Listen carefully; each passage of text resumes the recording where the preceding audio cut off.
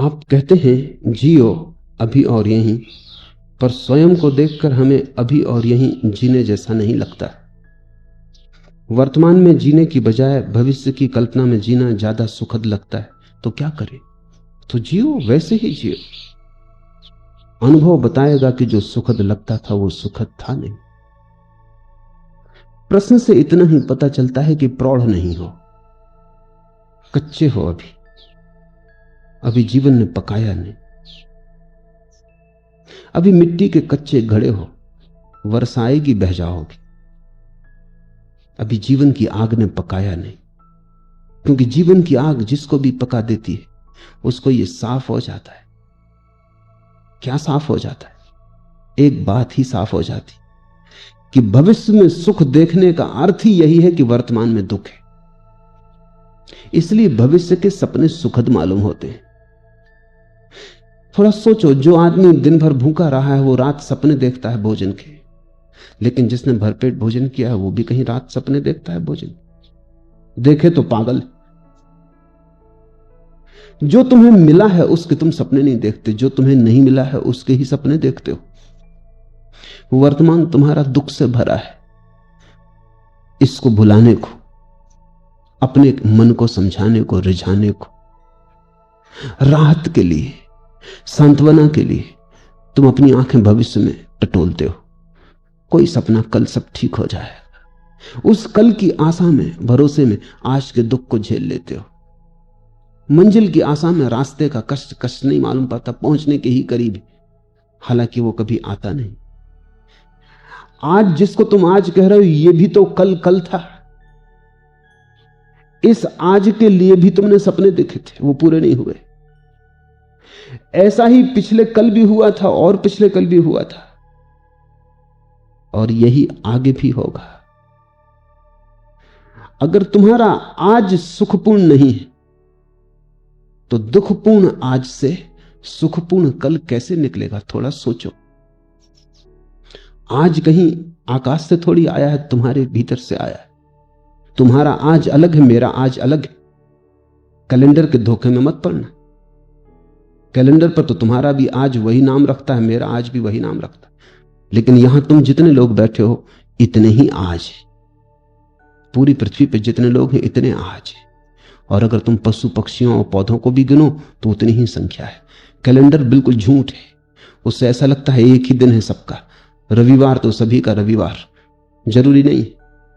किसी की जिंदगी में सूरज उगा हो तो रविवार, और किसी की जिंदगी में अंधेरा हो तो कैसा रविवार?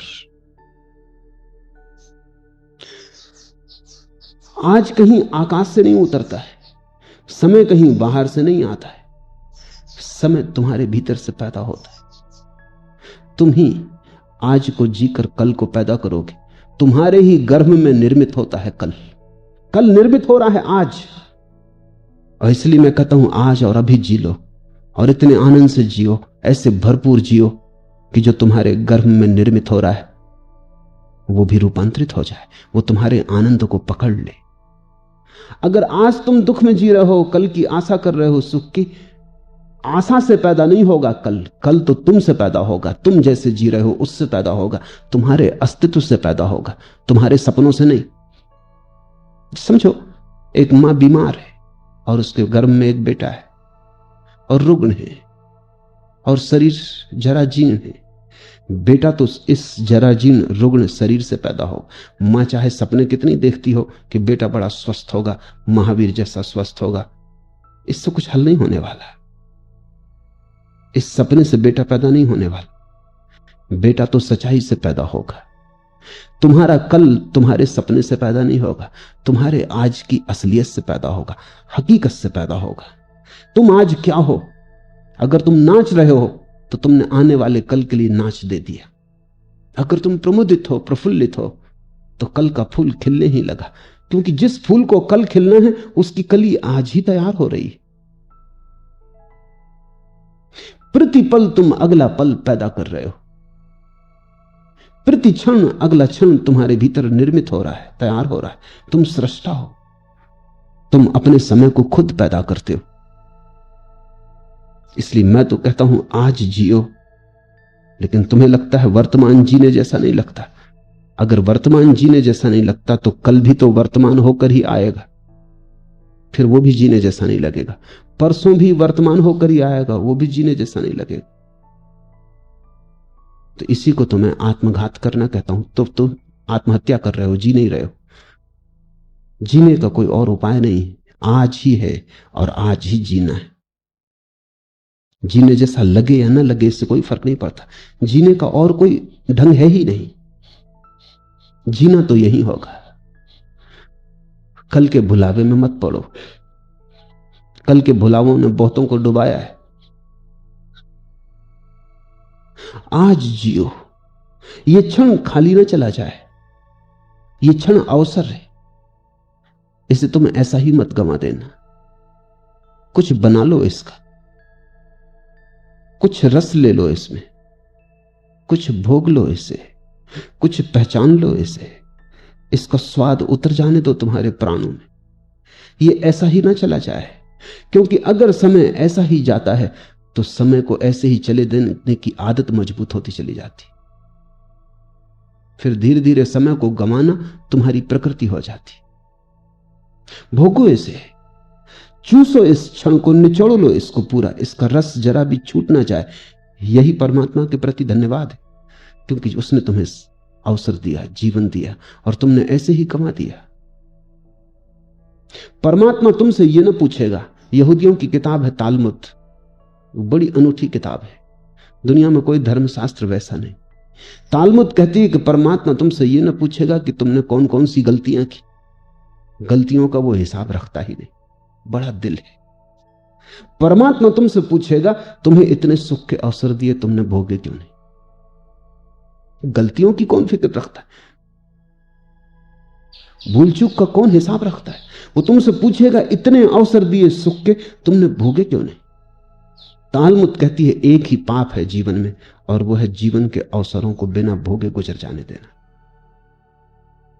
जब तुम आनंदित हो सकते थे आनंदित ना हुए, जब गीत गा सकते थे गीत ना गाया, सदा कल पर टालते रहे, स्थगित करते रहे। स्थगित करने वाला आदमी जिएगा कब, कैसे जिएगा? स्थगित करना ही तुम्हारे जीवन की शैली हो जाती। बच्चे थे तब जवानी पर छोड़ा, जवान हो तब बुढ़ापे पे छोड़ोगे, और बुढ़ापे में लोग हैं वो अगले जन्म पे छोड़ रहे हैं, वो कह रहे हैं परलोक में देखेंगे। यही लोक है एकमात्र, और यही क्षण सत्य का, यही क्षण, बाकी सब झूठ है, मन का जाल है। लेकिन अगर तुम्हें अच्छा लगता है, तुम्हारी मर्जी। तुम्हें अच्छा लगता हो तो मैं कौन हूं बाधा देने वाला? तुम सपने देखो, कभी ना कभी तुम जागोगे, तब रोओगे, पछताओगे। तब तुम पछताओगे कि इतना समय यूं ही गंवाया। और ध्यान रखना, जीवन में जितना दुख भर लोगे, जितने आंसू घने कर लोगे, जितना पछतावा हो जाएगा, उतना ही कठिन हो जाता है रोकना फिर दुख को, आंसुओं को। कभी तुमने ख्याल किया, हंसी तो एकदम रुक जाती, रोना एकदम नहीं रुकता। तुम हंस रहे हो एकदम रुक सकते हो, रोना एकदम नहीं रुकता। थमते थमते थमेंगे आंसू, रोना है कुछ, हंसी नहीं। दुख ऐसा सरोबोर कर लेता है, दुख ऐसी गहराइयों तक प्रविष्ट हो जाता, तुम्हारी जड़ों तक समाविष्ट हो जाता, कि फिर तुम उसे रोकना भी चाहो तो कैसे रोको? थमते थमते थमेंगे आंसू, रोना है कुछ, हंसी नहीं है। ये कोई मजाक नहीं है कि रो लिए और रोक लिए, ये कोई हंसी नहीं है कि हंस लिए और रोक लिए। हंसी तो तुम्हारी ऊपर ऊपर होती, रुक जाती, रोना बहुत गहरे चला जाता है। रोना तुम्हारे जीवन में सब तरफ भर जाता है। और रोज रोज अगर तुम रोने को इस तरह संभालते गए और जीने को कल पे टालते गए, तुमने कहा हंसेंगे कल, रोएंगे आज, और तुम जो दलील दे रहे हो वो दलील यह है कि अपना वर्तमान तो सुखद मालूम नहीं पड़ता, इसलिए सुखद सपने देखेंगे।